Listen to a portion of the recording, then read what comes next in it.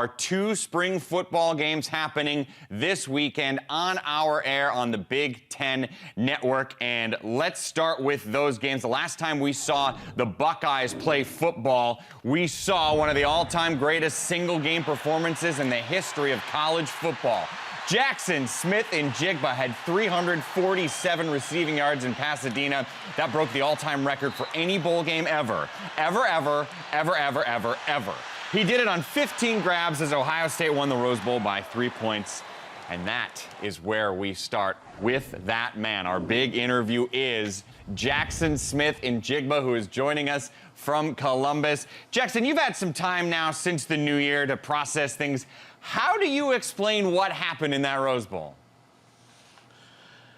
Still, honestly, I can't really explain it. It was just, a great feeling in the moment.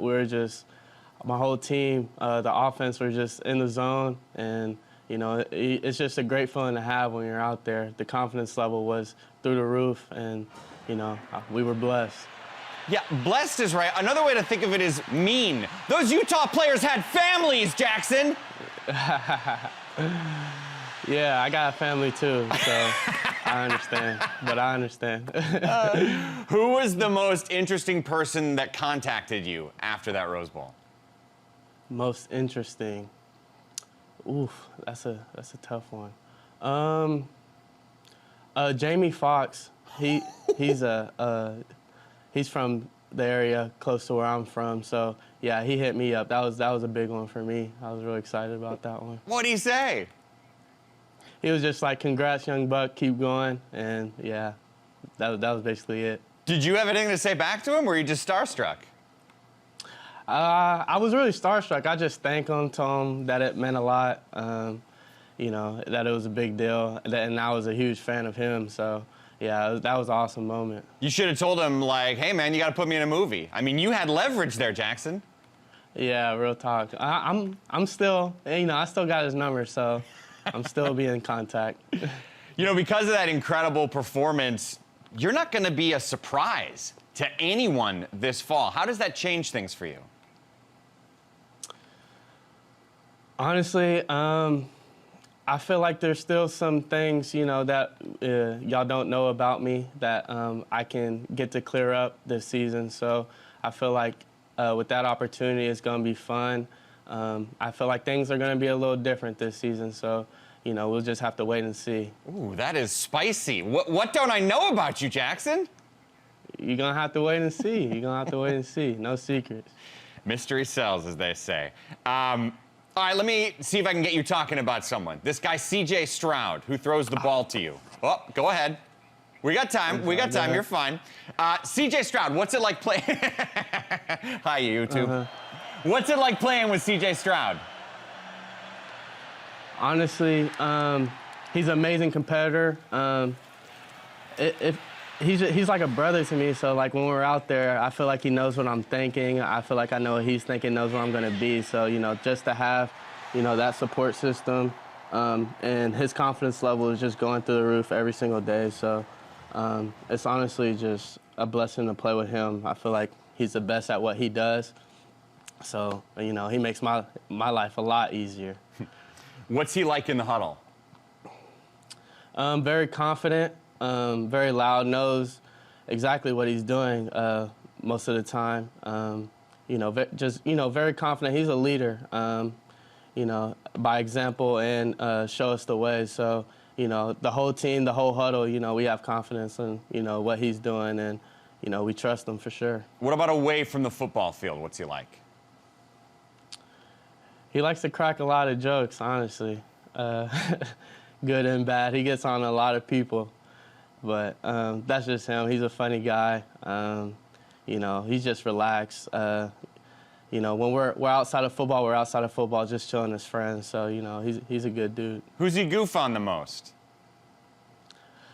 That's funny. Probably Mayan, G. Me too, though. He tries to get on me too a little bit. Telling me he's not going to pass me the ball this spring. But, all jokes. Yeah, he might not pass you this spring. He's going to in the fall, Jaxon. Yeah, he better. You have some old teammates who are going to be drafted in a couple of weeks. You talked to them recently? Yeah, I just talked to Chris and Garrett literally yesterday.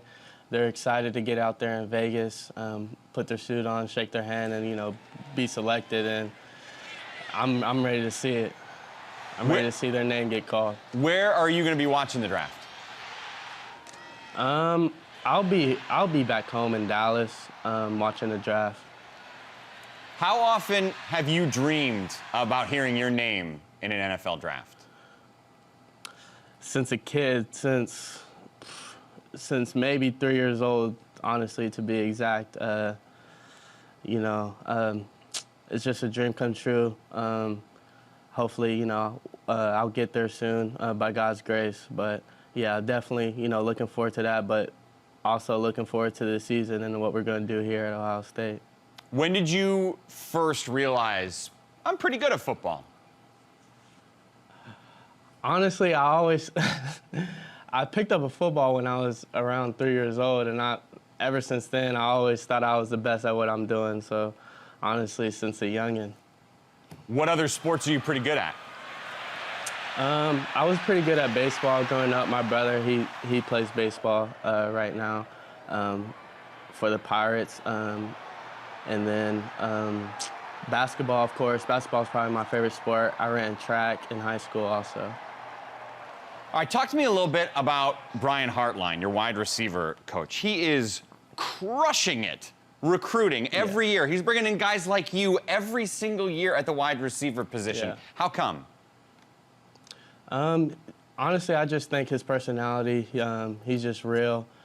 He's been there before. He's been, you know, where a lot of guys, you know, want to go.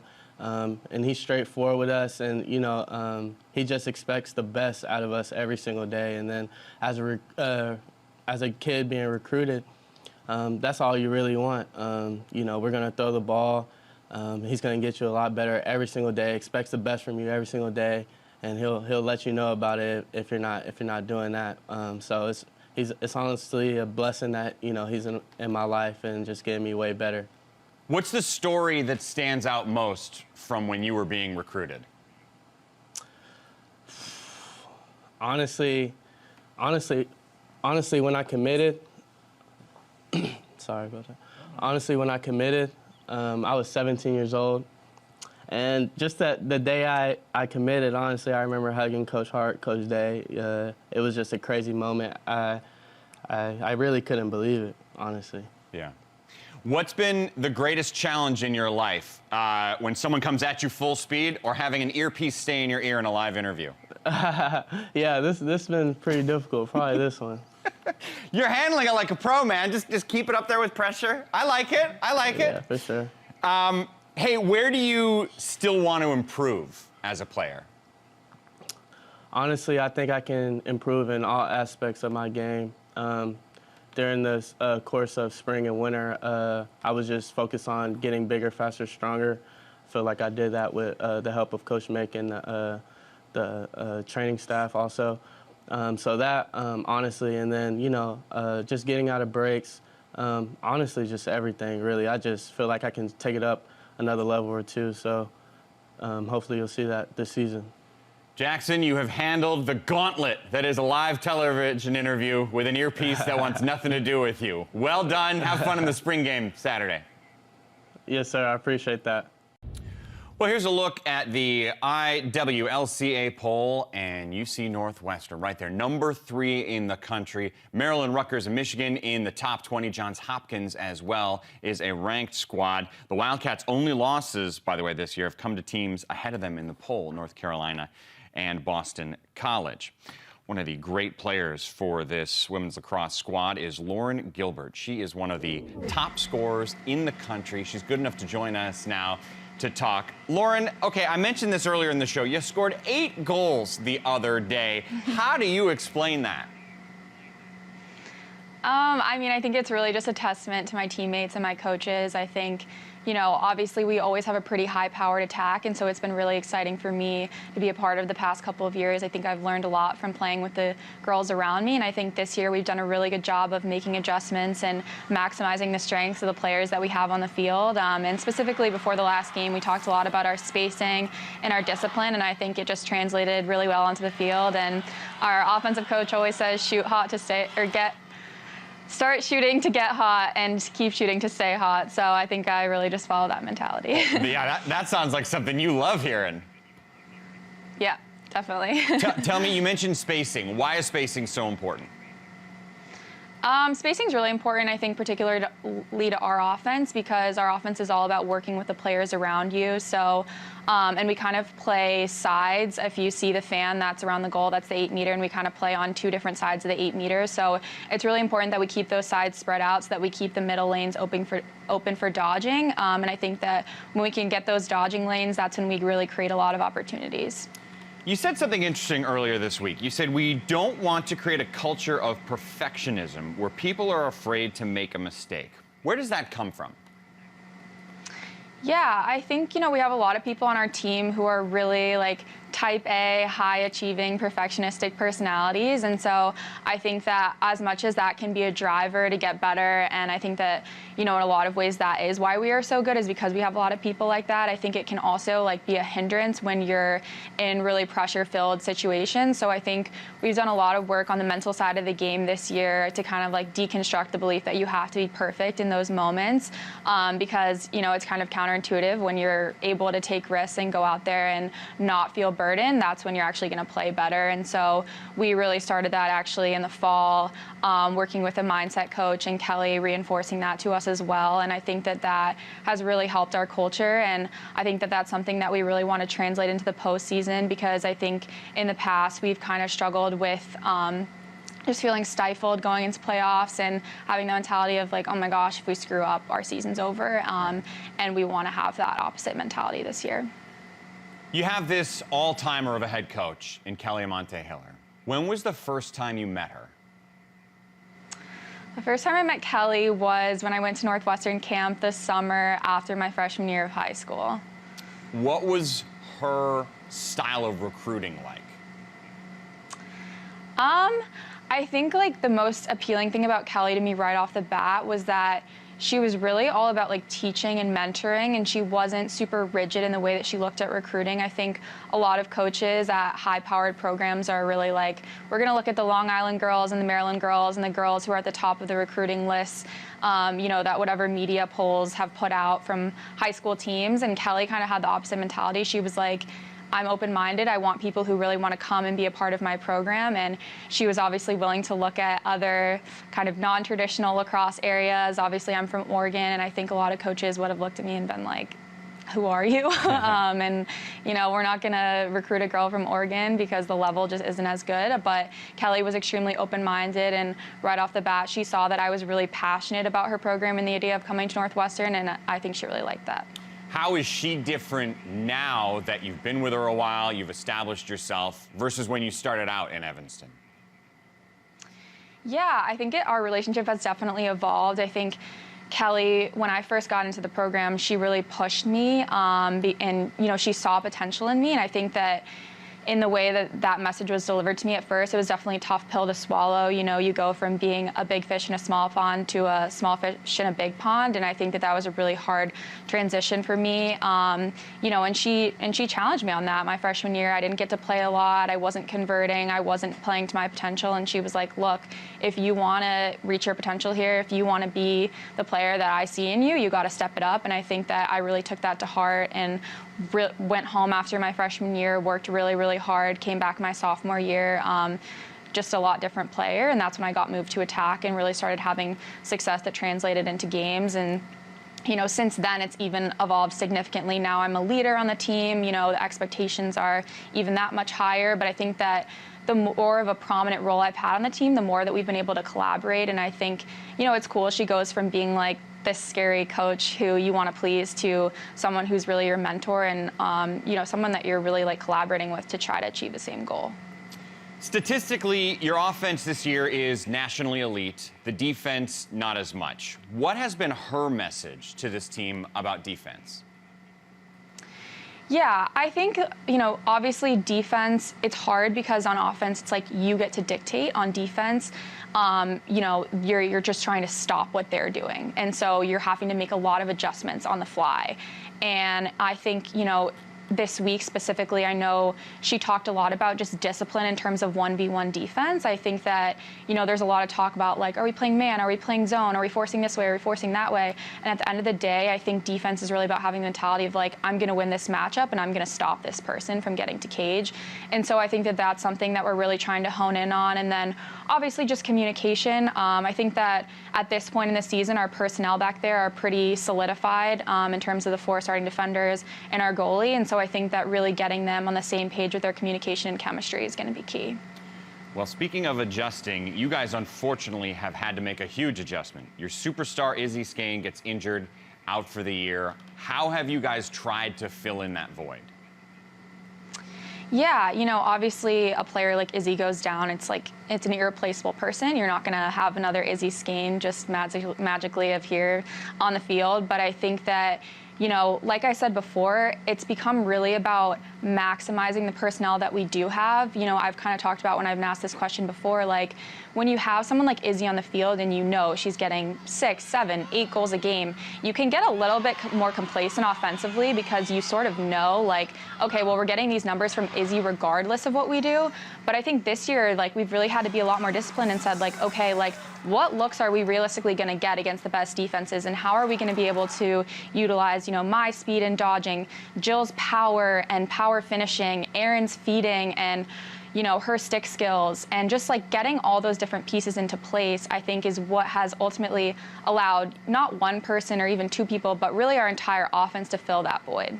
Well, and it allows an opportunity for someone that maybe you didn't expect or plan on to step up. So with that in mind, how have the freshmen stepped up this year?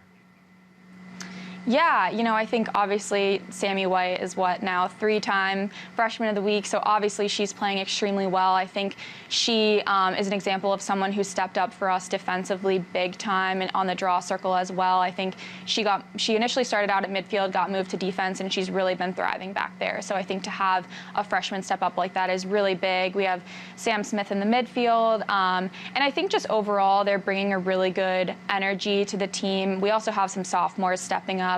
And I think like the idea of really embracing being a role player is something that this team has taken on. And it's invaluable when people can say like, okay, yeah, I'm going to fill this role. I'm going to create space for other people. I'm going to finish my shots when I do get them. That's the key to having a really successful team. Well, I would say that's an appropriate way to refer to you guys. Number 3 in the country right now. Lauren Gilbert, thanks for your time. Best of luck the rest of the season. Just hours away from spring football continuing this Saturday, Ohio State and Michigan State. Starting noon Eastern from Columbus, then at 2 Eastern, 1 Central. We'll take you to East Lansing. It's all right here on the Big Ten Network. With that in mind, we get more insight into the Spartans. Colton Pouncy from The Athletic is good enough to join us now to talk everything green and white. From where you see things right now, what position is the strength of this MSU team right now? I think you can go a few different directions. I'd probably lean defensive line right now, especially that defensive tackle position. They got Jacob Slade coming back. This will be his 3rd year as a starter. He really came on strong last year, and a guy that joined him there at defensive tackle was Simeon Barrow. We kind of had a breakout season.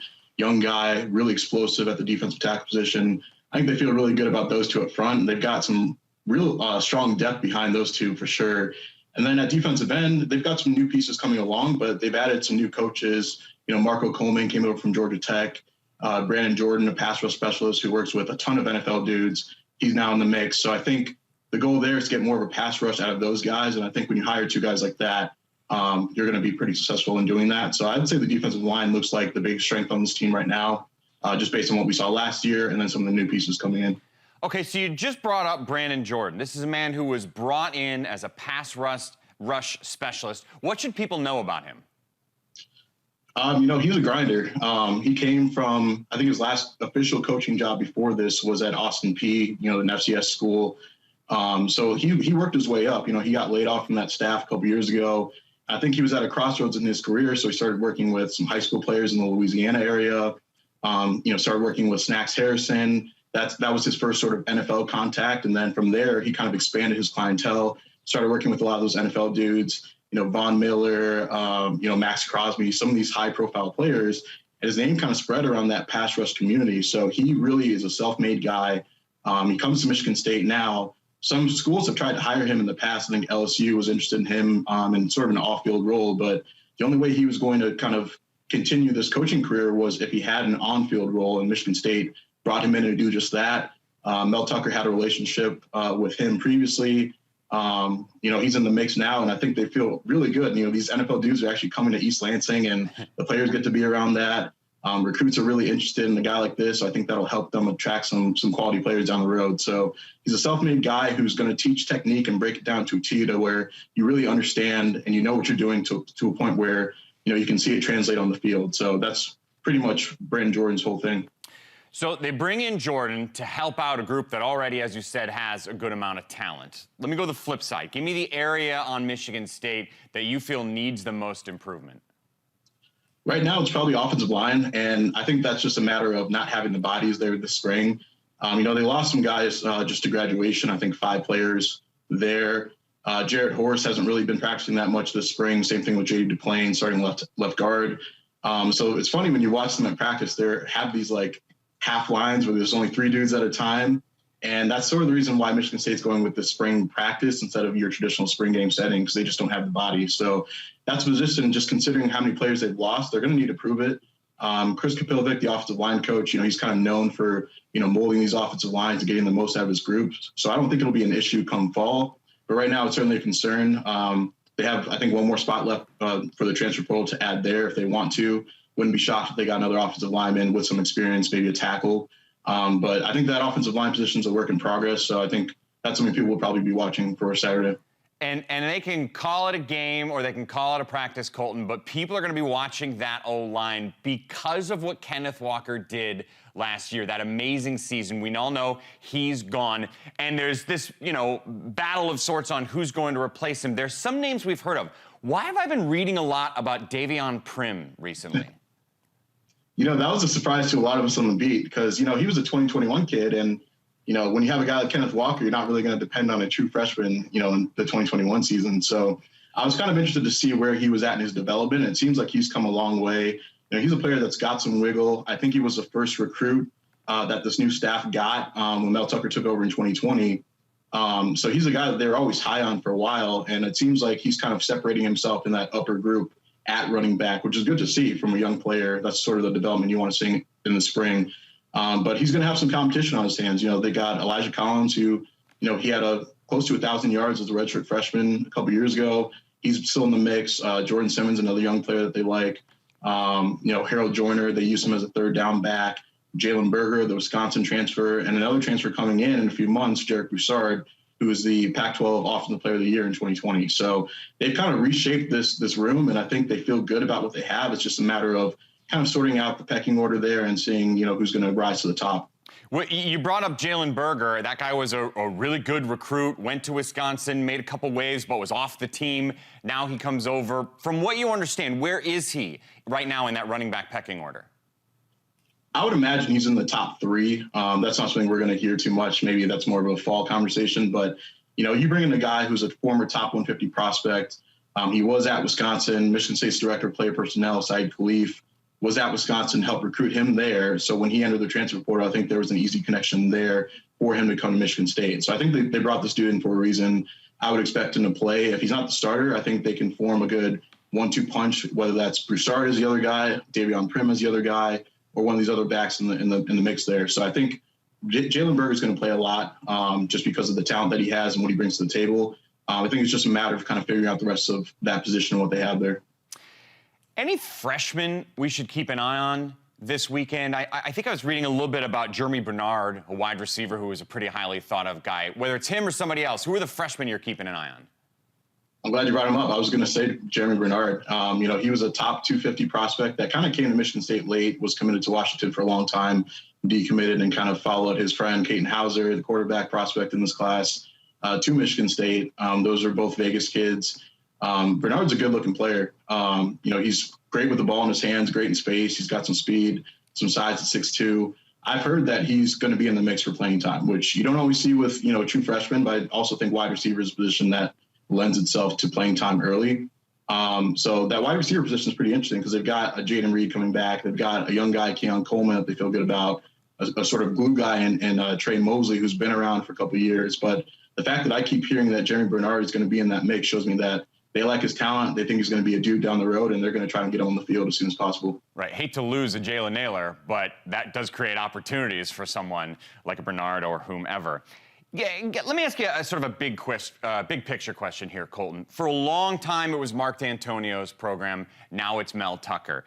Whether it's recruiting or on-field priorities or overall personality, what's been the biggest difference between those two head coaches, now that it's been a couple years and we kind of get who Mel Tucker is? Yeah, I think there are a lot of things you can point to. I mean, there's been a ton of buzz since Mel took over, obviously. I feel like every time I go on Twitter, someone's replying to one of my tweets saying "Tuck coming," which is kind of their catchphrase now, I guess. But I think recruiting, you have to start there because, Mel is not afraid to kind of dip into any region he wants, whereas D'Antonio was a little bit more strategic, kind of stay in the Midwest, got a lot of players from Ohio. Mel's going into, Texas, California, Florida, Georgia. He doesn't feel like there's sort of a restriction on recruiting. And that comes from, him coaching at places like Georgia and Alabama and having those ties all over the country and in these talent-rich states. So I think you can point there. I think he's got this sort of CEO mindset where a lot of players, he has all these phrases and catchphrases and things like that. And you can kind of sense that players have taken to that. And I know culture is kind of an overused word, but that's probably the best way to describe what he's done and one of the reasons why they had success last year. Late in games, they had this sort of deep water mentality that started at that Miami game, where they feel, look, if it's a close game, we put ourselves in a position to compete, we're going to come out on top. And I think that starts at the top with Mel. So those are a few of the differences I've seen. Both great coaches in their own ways. They just do things a little differently. Last one for you. One of the biggest names we haven't talked about, Peyton Thorne, the quarterback who really came on strong, had an incredible bowl game. How good can he be this fall? Yeah, I think that's a question we're all trying to see. And I would not be surprised if he topped his numbers from last year, which is crazy to say considering he broke the Michigan State single-season passing touchdown record as a redshirt sophomore a year ago. I think the sky's the limit for him. He's got his man, Jaden Reed. I don't know if people know this, but they went to high school together. He's got his guy back. He's got some young pieces that have upside. I think this is his team now. You hear him talk in spring practice. You see these videos. He's the leader. He's the guy, which wasn't the case a year ago. And I think that's a testament to the work that he's put in and, the position he's kind of put himself in this spring and with that season last year. Are you implying, Colton, that Thorne-Reed storyline was mentioned once or twice last year? Yeah, I don't know if people know that, but, I'll be the first to say it if no one else has said it before. You're a groundbreaker, man. Thanks for your time. We got a lot of storylines to watch on Saturday. Appreciate it, Colton. Absolutely. No problem.